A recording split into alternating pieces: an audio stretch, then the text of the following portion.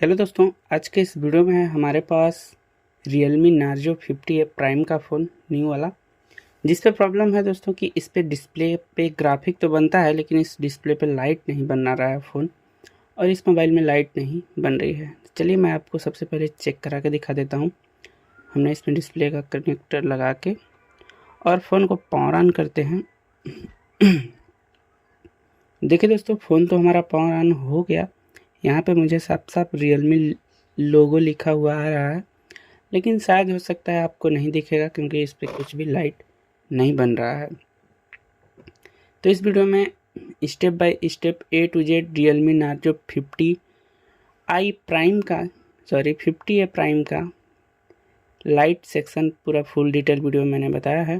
तो चलिए इस वीडियो को शुरू करते हैं और किस तरीके से रिपेयरिंग करते हैं स्टेप बाय स्टेप आपको समझ में आ जाएगा। हेलो दोस्तों, मेरा नाम कमलेश है और स्वागत है आप सभी का हमारे यूट्यूब चैनल पे।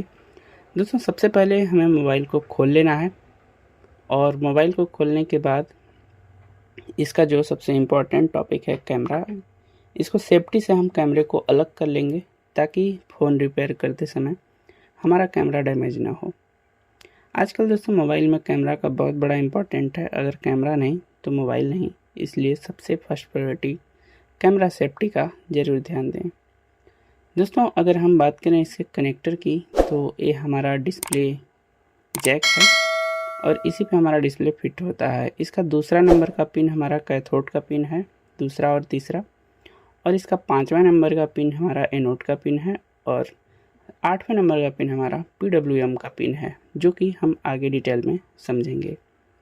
सबसे पहले दोस्तों मैं आपको माइक्रोस्कोप पे ले चलता हूँ जिससे आपको अच्छे से पिनों के बारे में सही से दिख सके।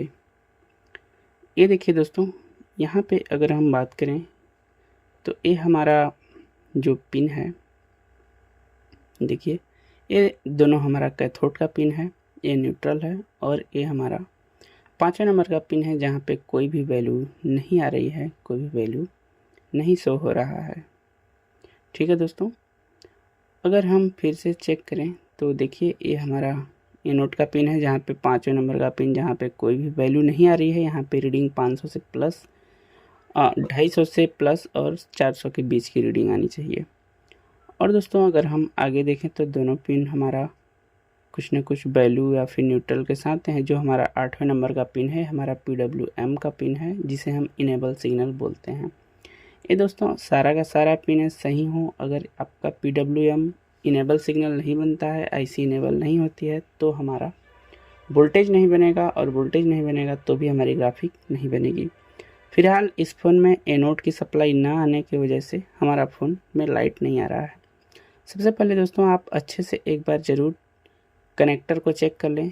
कई बार ऐसा होता है कि बाहर से कनेक्टर उखड़ा हुआ होता है और वहाँ पे सप्लाई हमारी नहीं बनती है, लेकिन इस कंडीशन में ऐसा नहीं है। आप अच्छे से देख लीजिए, यहाँ पे कोई भी सप्लाई नहीं बन रही है, जो कि आगे चल के हम इसको रिपेयर करने वाले हैं। दोस्तों अगर हम बात करें इसका लाइट सेक्शन का, तो आप ये देख लीजिए कैमरा कनेक्टर के जस्ट बगल में हमारा एक छोटा सा सेक्शन दिया हुआ है जिसमें हमारा लाइट सेक्शन इस शील्ड के अंदर है। तो हम इस शील्ड को सबसे पहले ओपन करते हैं क्योंकि इसी में हमारा लाइट सेक्शन मिलेगा। दोस्तों सबसे पहले आप हल्का सा पेस्ट दे दें और इस शील्ड को निकालते समय ध्यान दें कि आपके जितने भी अगल बगल में कनेक्टर लगे हुए हैं ये ओवरहीट नहीं होने चाहिए, नहीं तो फिर कैमरा बैठाने में आपको प्रॉब्लम होगी अगर कनेक्टर पिघल के आपस में सट गए तो। दोस्तों बड़े ही आसानी से थोड़ा सा फ़ोन मदरबोर्ड हीट होने के बाद आप इसे अच्छे से निकाल सकते हैं, और ज़्यादा अंदर ब्लेड को ना डालें। देखिए थोड़ा सा डाल के और ऊपर की तरफ शील्ड को उठा दें, नहीं तो हमारा कंपोनेंट्स भी उठने का चांस रहता है और इसके साथ साथ हमारा कंपोनेंट भी उखड़ जाएगा। इसके बाद दोस्तों बोर्ड थोड़ा ठंडाने के बाद इसे क्लीन कर लें, और आप ध्यान से देखेंगे तो यहाँ पे हमारा वाटर डैमेज फ़ोन लग रहा है, जिसका ये हमारी लाइट IC है, और इस लाइट IC का नोचकट पॉइंट यहाँ पे दिया हुआ है। और दोस्तों ये लाइट IC का नोचकट पॉइंट से हम एंटी क्लॉकवाइज इसके नंबरिंग करते हैं, जैसे 3 नंबर, 4, 5 और 6 नंबर की ये पिन है। दोस्तों इसकी 6 नंबर की पिन हमारी BPH की पिन है। यहाँ पे हमारा BPH वोल्टेज आता है 6वें नंबर की पिन। और इसके बाद ये पिन 4थे नंबर पे स्विचिंग करके इस डाइबोर्ड के साथ और इस डाइबोर्ड से अगले सिरे से हमारा फ़ोन आगे तरफ जाता है।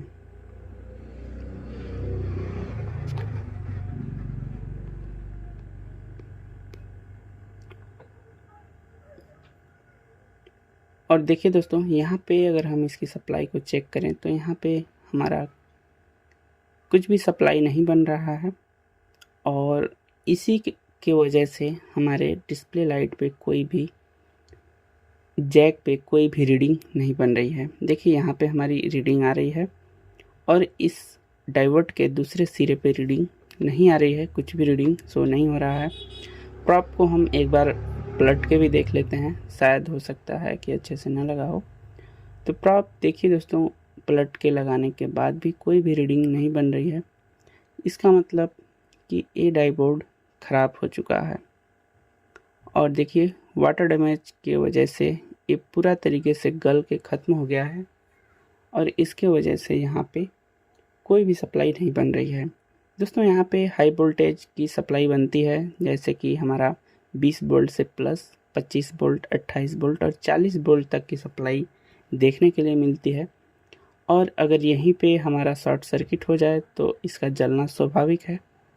दोस्तों हम इस पे किसी अदर फ़ोन का डाइबोर्ड निकाल के डाल देंगे तो हमारी प्रॉब्लम सॉल्व आउट हो जाएगी।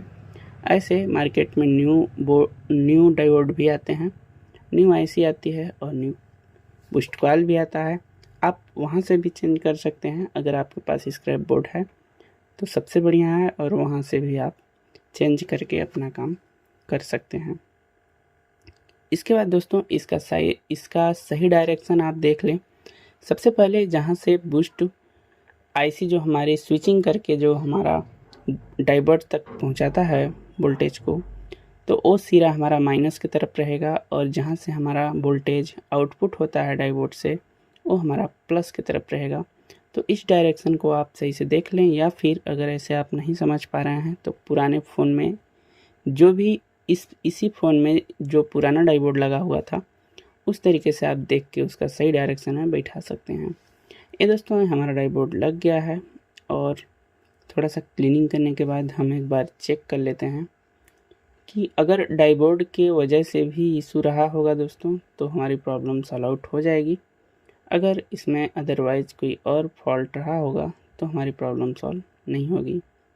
दोस्तों इसमें ज़्यादा कुछ नहीं रहता है, बस मैंने ऑलरेडी इस 6 लैग के लाइट IC के ऊपर 2-3 वीडियो छोड़ रखा है जिसमें पूरा इस लाइट IC के सेक्शंस के बारे में फुल डिटेल में आपको जानकारी दी है।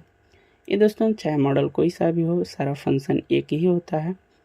तो आप उस वीडियो को जाके ज़रूर देखें। देखिए हमारी प्रॉब्लम सॉल्व हो गई और ये देखिए सेकेंडरी कैमरे पे हमारे फ़ोन में जो लाइट पहले नहीं बन रही थी वो हमारे फ़ोन में लाइट आ चुकी है। और देखिए दोस्तों हमारा जो फ़ोन भी है वो हमारा प्रॉपर रेडी हो गया है। चलिए अब हम इसमें कैमरा वगैरह को फिट कर लेते हैं। तो इस तरीके से आप अपने फ़ोन का जिसमें भी 6 लाख की IC लगी हुई है या फिर सेम मॉडल की प्रॉब्लम को सॉल्व आउट कर सकते हैं। दोस्तों मिलते हैं नेक्स्ट वीडियो में, तब तक के लिए गुड बाय, जय हिंद।